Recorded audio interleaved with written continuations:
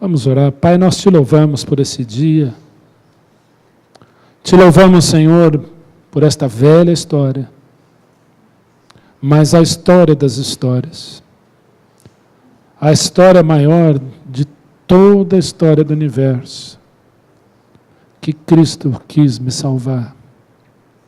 Que Deus, na pessoa do seu Filho, esteve entre nós. Que Cristo esteve aqui. Obrigado, Pai, por esse momento. Obrigado, Senhor, porque nós podemos olhar para Ti. Podemos contemplar o Teu nome. Podemos, Senhor, recordar que Cristo veio, que Cristo vive. Estamos, Senhor, diante de uma mesa onde há pouco tempo, daqui a pouco tempo, celebraremos a ceia do Senhor. E que nós possamos, Senhor, hoje, lembrarmos não somente o que significa isso, mas de maneira prática, nos alimentarmos do Senhor. Em nome de Jesus, nós oramos e te agradecemos hoje e sempre. Amém. Eu queria ler com vocês apenas um versículo, e ao longo desse momento eu vou citar alguns textos, alguns episódios, que talvez os irmãos já tenham lido na Bíblia, ou vão se recordar, ou talvez vão ler pela primeira vez, lerão pela primeira vez.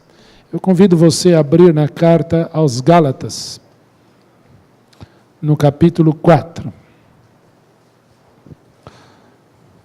Nós vamos ler o versículo de 1 a 7, mas eu quero destacar apenas um versículo. Gálatas 4, de 1 a 7.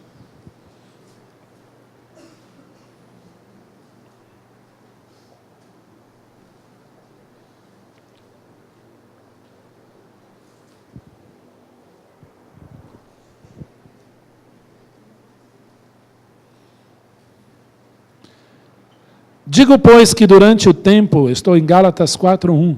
Digo, pois, que durante o tempo em que o herdeiro é menor, em nada difere de escravo, posto que ele é senhor de tudo, mas está sob tutores e curadores, até o tempo pré-determinado pelo Pai.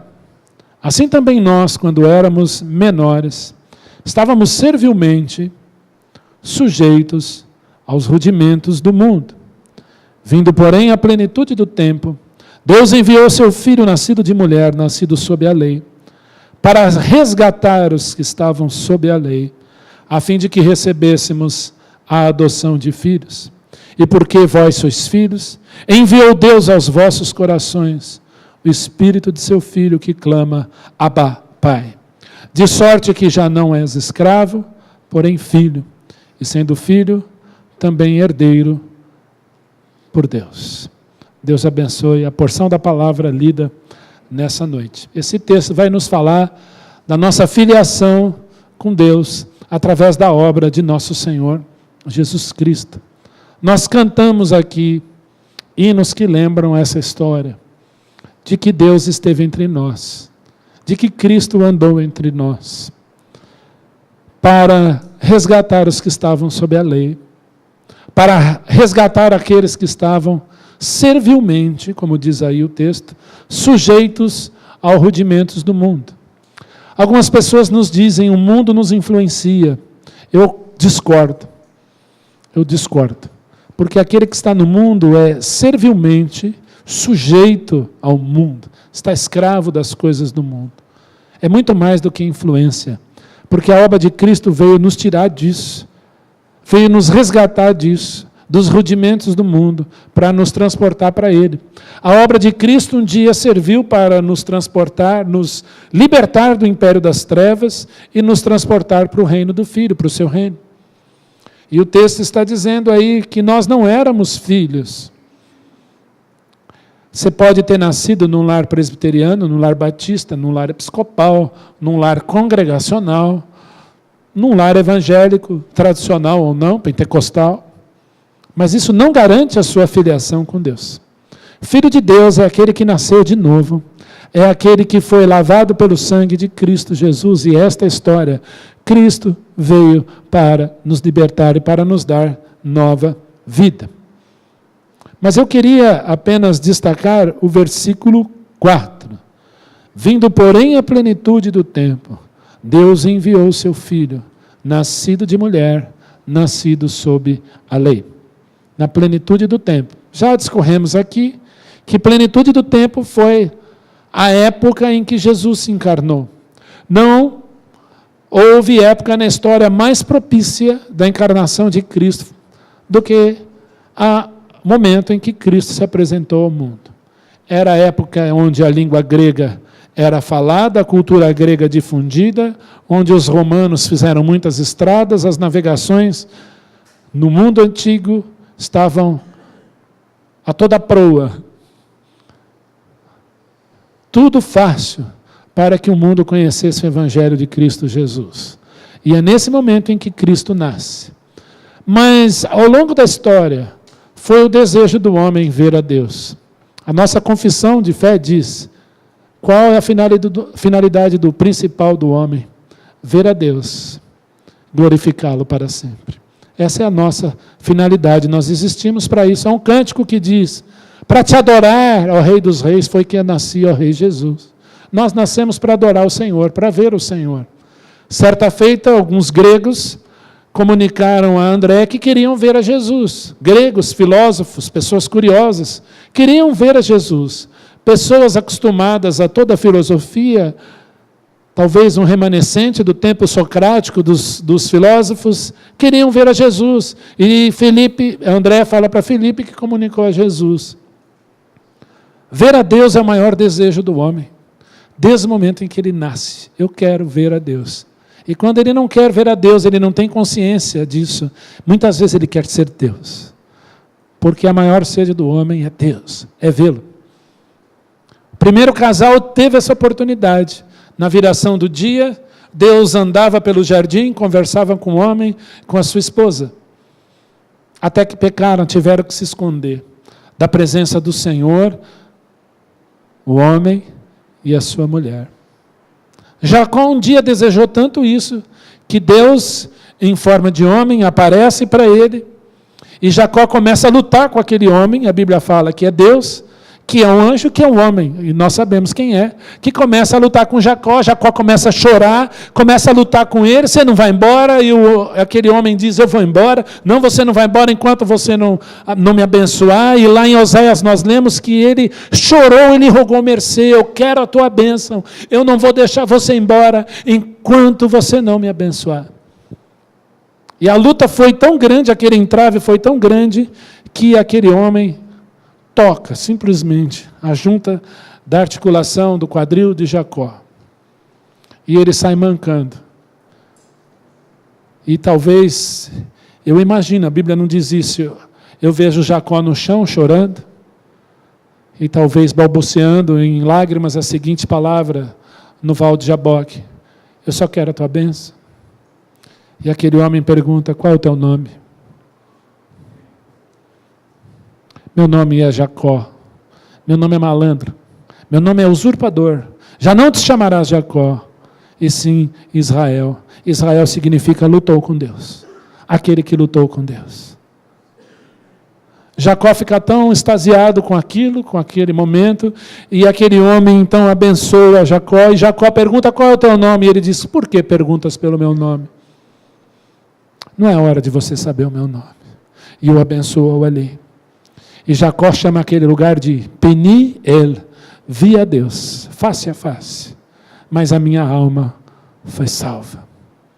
Os pais de Sansão viram a glória de Deus em forma de homem. Manoá, sua esposa ali, souberam que aquele homem era não um, mas o mensageiro do Senhor. Adoram aquele mensageiro do Senhor. E ficaram apavorados, porque acharam que ia morrer porque viram a Deus. Mas Deus aparece a eles como homem. Moisés quis ver a glória do Senhor e diz para o Senhor: eu quero ver a sua glória. Quero te ver. Nós estamos conversando aqui, eu quero te ver. E o Senhor diz para Moisés: eu vou me compadecer de quem eu me compadecer. E eu vou ter misericórdia de quem eu tiver misericórdia. Mas a minha face homem algum verá, porque nenhum homem pode ver a minha glória, porque qualquer homem que vir a minha glória morrerá. Mas eu vou fazer o seguinte com você, Moisés: Vou te colocar na fenda da rocha e vou te cobrir com a minha mão. E tendo eu passado, tu me verás pelas costas, mas a minha glória tu não verás. O Senhor passa, Moisés é colocado sobre aquela fenda da rocha, e Moisés vê a glória do Senhor somente pelas costas. Tantos homens do passado quiseram ver a Deus, quiseram ver a glória de Deus. E ai se vissem a glória de Deus. Ai se vissem a glória de Deus. Há um hino que eu gosto muito que diz: se no cego o sol ardente, quando brilha em seu fulgor, quem contemplará aquele que do sol é o Criador? Pega um dia igual ao de hoje, tenta olhar para o sol alguns segundos. Imagine aquele que pela sua palavra criou o sol. Que história é essa? Quem é esse que eu desejo tanto ver? Eu desejo tanto encontrar. Eu gosto muito de ver, às vezes, jovens louvando. E eles cantam alguns cânticos interessantes, e um deles diz assim: eu não sou digno do teu amor, eu não mereço tanto favor. E no momento do cântico diz assim que: Senhor, eu quero te beijar, eu quero te abraçar. Jacó lutou com Deus. Ele queria a bênção desse Deus. Os pais de Sansão viram esse Deus em forma de homem, de uma aparência tremenda, temeram a morte. Moisés foi tão ousado e disse: eu quero ver a tua glória, não me interessa se eu vou morrer ou não. E o Senhor disse para Moisés: você não sabe o que você está me pedindo. Eu vou te colocar na fenda da rocha, entendo eu passado, tu me verás pelas costas. Mas nós lemos aqui com o seu Aldo que a iluminação do conhecimento da glória de Deus está num lugar em que você deve se esconder. E esse lugar é a face de Cristo. Que história é essa? Onde Deus se faz como um de nós. Nós lemos aqui que Deus não imputou aos homens as suas transgressões, porque Deus estava em Cristo, reconciliando consigo o mundo. Eu paro para ler essas coisas, eu fico pensando, bom, a Bíblia diz claramente que Jesus é Deus. A Bíblia nunca mascara isso, e essa é a grande verdade da Escritura. É a grande doutrina, o grande eixo da Escritura, a divindade do Senhor Jesus Cristo. Jesus é Deus Salvador.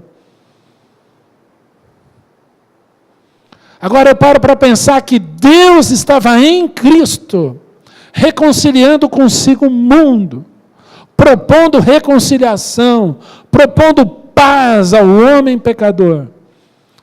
Que história é essa que aconteceu lá em Belém?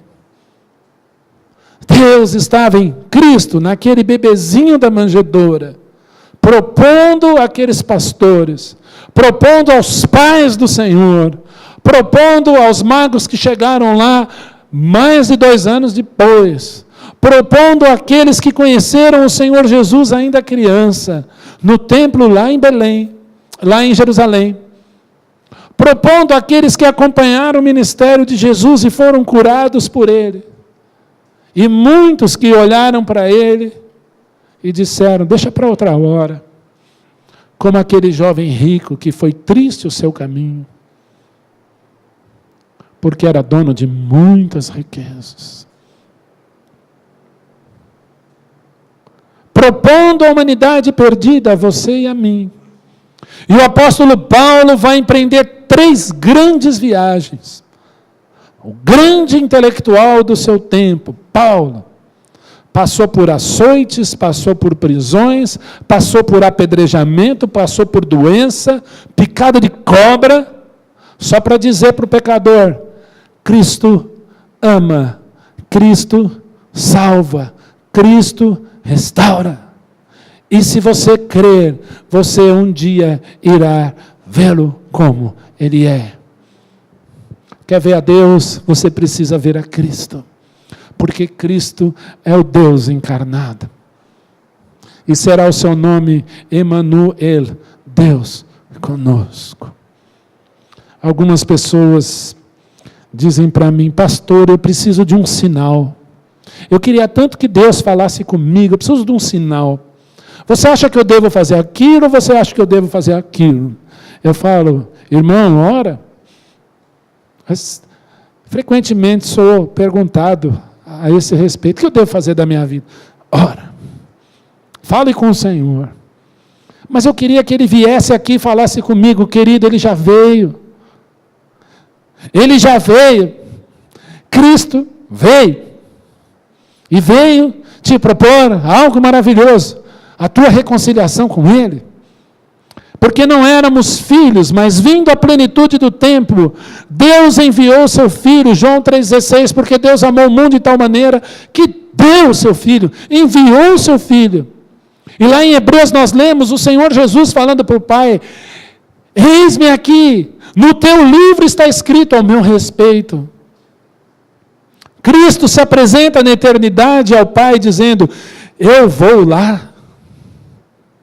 O Filho, presta atenção, eternamente gerado do Pai, cujas origens são desde os tempos antigos, desde os dias da eternidade. Uma das maiores alegrias, talvez um dos maiores prazeres que eu tenho quando eu estudo a doutrina da Trindade de Deus, é ver que o Filho é eternamente gerado do Pai. Olha para trás, olha para a eternidade. O Filho é eternamente gerado do Pai. Ele é um com o Pai. No princípio era o Verbo estava face a face com Deus e o Verbo era Deus. Esta é a história. Cristo veio aqui propor a você reconciliação, mas muito mais que isso, propor a você uma caminhada com Cristo, para que você pudesse ver a Deus. Existia um cego de nascença. Eu estudei um pouco a vida de algumas pessoas que perderam a visão. Quando eu assisti a biografia de Ray Charles, um dos maiores músicos contemporâneos do nosso tempo, ele ficou deficiente visual aos 6 anos de idade. Por questões raciais, obviamente negligência médica, por questões raciais, ele acabou perdendo a visão. Mas até os 6 anos de idade, ele tinha uma noção do que era uma flor, de que era uma árvore, de que era uma pessoa. Talvez aquilo estava na memória dele, e ao longo do tempo, talvez isso tenha se perdido. Mas eu paro para entender, ou para tentar entender, o que é uma pessoa deficiente visual desde que nasceu. Eu não entendo de medicina, eu não entendo muito de como funciona o cérebro humano, mas eu imagino que um cego de nascença talvez não tenha noção do que seja roxo, vermelho, azul, amarelo, preto, eu não sei. Eu creio que não. Talvez ele possa sentir, talvez temperatura, tenha uma sensibilidade, o olfato um pouco mais aguçado, um paladar também, a audição também. Mas eu imagino Jesus curando um cego de nascença, marginalizado em Israel, maior de idade, e Jesus o cura. Faz saliva com lodo, com barro, e como criador que Jesus é, ele refaz os olhos daquele cego, do barro, o mesmo material usado para criar o homem. E aquele homem não tinha uma memória visual. Ele não tinha uma memória visual. Ele não teve um período na vida que ele enxergou alguma coisa. Ele não tinha nada disso. E Jesus o cura. Bom, mas como que ele vai ver agora se ele não tem uma memória visual? A cura foi tanta que ele saiu ali, vendo, olhando, sentindo, extasiado com todas as coisas que ele via. E Jesus diz para ele: crês tu no Filho do Homem? Depois do reencontro, depois que esse homem foi expulso da sinagoga. Ser expulso da sinagoga significava perder o seu direito de cidadão. Ele não era mais cidadão em Israel, porque ele fora expulso da sinagoga. Os pais, com medo dos judeus, ele é maior de idade tem, pergunta para ele. E aquele homem tem um encontro com Jesus. Crês tu no Filho do Homem? Quem és tu, Senhor? Sou eu, e eu que falo contigo. E aquele homem incontinente se coloca aos pés de Jesus e o adora. Sim, eu creio. O mais interessante é que aquele homem viu, creu. Mas ele creu no poder que Jesus tinha para curá-lo. Portanto, ele creu no Senhor e viu, reencontrou Jesus e o adorou. Diferente de Tomé, após a ressurreição de Cristo, ele disse: se eu não tocar o lado e não vir o sinal dos cravos, de maneira nenhuma crerei. Um bom judeu chamado Tomé, jamais eu vou crer nele. Imagina que Jesus ressuscitou. Ninguém ressuscita dos mortos. Já enterrei bastante gente ao longo da minha vida. Eu vi minha avó morrer, meu avô morrer, meu bisavô. Imagina que Jesus ressuscitou. Eu vi ele pregado na cruz, eu vi o sangue, eu vi tudo isso. Vocês estão loucos. Eu tento imaginar, quando eu leio a Bíblia, o diálogo um pouquinho maior. Eu fico imaginando a discussão. Porque João narra, né, o que ele viu. Mas imagino Tomé fazendo assim. Ó, essas mulheres estão tendo alucinações. Estão muito tempo no sol, foram comprar lá perfume para botar no corpo de Jesus. É muito sol na cabeça, não é isso não. Passam 8 dias, portas trancadas.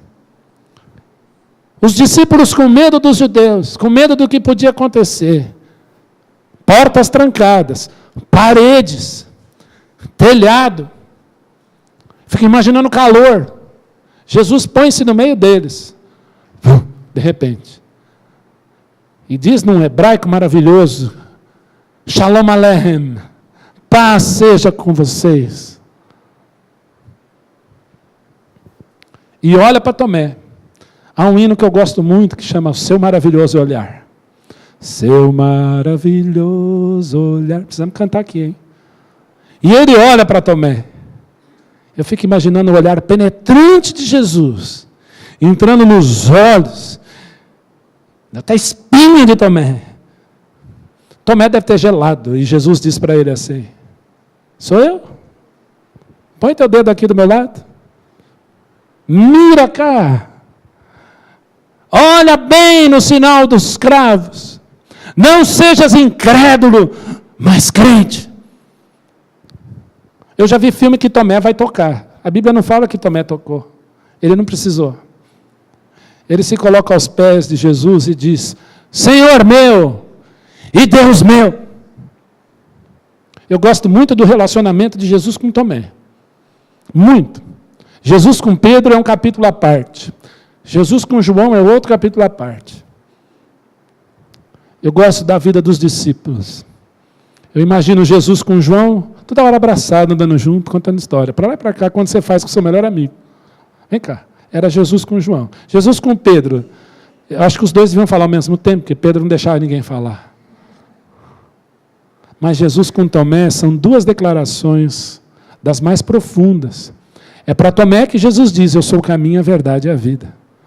Que declaração de Jesus. Jesus diz para Tomé: olha para tudo à sua volta. Olha para toda a religião à sua volta. Olha para os anjos, olha para o céu. O caminho para o Pai sou eu. E para tua surpresa, Tomé, para tua surpresa, eu me estou colocando aqui como Pai. Filipe entende isso na hora. Mas é da boca de Tomé que vai sair a maior declaração que alguém podia fazer a Jesus: Senhor meu e Deus meu. Ao contrário daquele cego de nascença que creu e viu ao Senhor, o Senhor diz para Tomé: porque me viste e creste? Bem-aventurados os que não me viram e creram. Somos uma geração feliz, de pessoas felizes, que não vimos ao Senhor, mas cremos nele. E 1 João diz que um dia haveremos de vê-lo como ele é, porque o nosso corpo será semelhante ao dele. Eu terei um corpo transformado, não mais sujeito a paredes e portas, não mais sujeito à degeneração, à corrupção, à dor no joelho. Não vou falar de calvície, tá? Que eu sempre falo. Não estarei mais sujeito a isso, porque eu terei um corpo semelhante ao de Cristo. Porque o meu Cristo ressuscitou em carne, com um corpo que não morre mais, em glória, e eu irei vê-lo. Porque essa é a minha maior finalidade, ver a Cristo. Porque Cristo um dia me viu.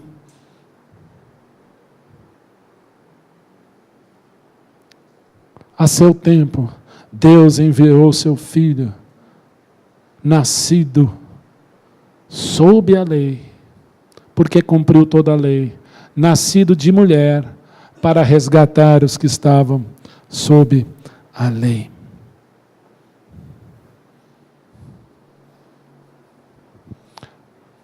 Queria citar aqui o Salmo 119, 11, um dos primeiros versículos que eu decorei. O texto diz assim, salmista Davi, o Salmo 119 é um salmo belíssimo. Leia um dia esse salmo nas férias. Vai viajar, faz a devocional das férias, da viagem, o Salmo 119. Eu já disse isso aqui. Leia o Salmo 119, ele é lindo. O Salmo 119, tem muita gente que não lê porque é grande.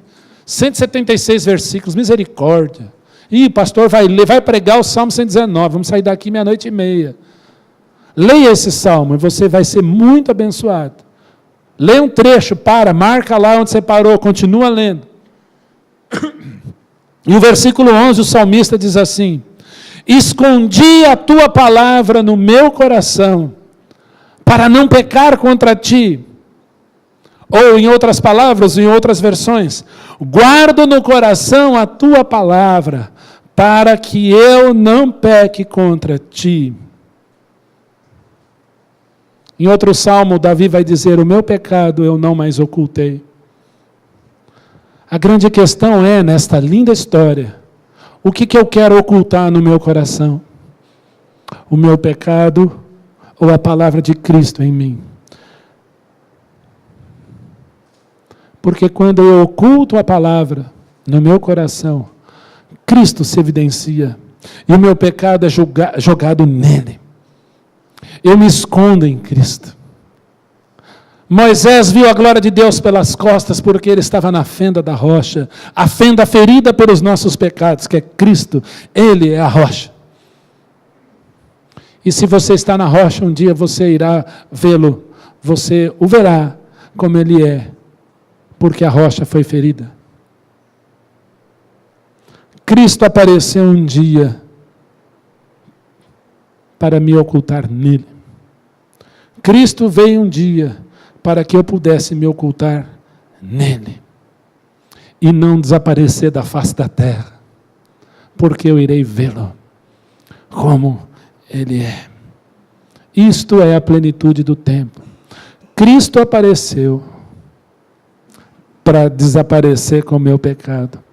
Cristo se tornou evidente para que eu não olhasse mais para mim mesmo, mas olhasse para ele.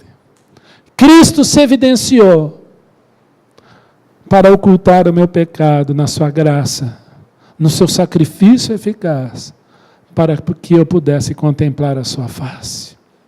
Isto significa esta mesa, é isto que significa esta linda história, que Cristo veio aqui, que Cristo esteve entre nós, para que eu pudesse vê-lo.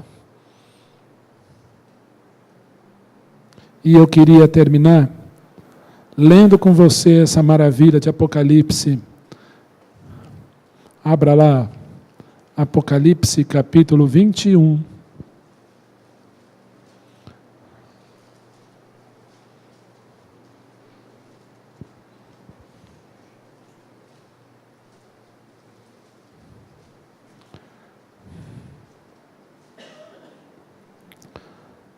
A partir do verso 1.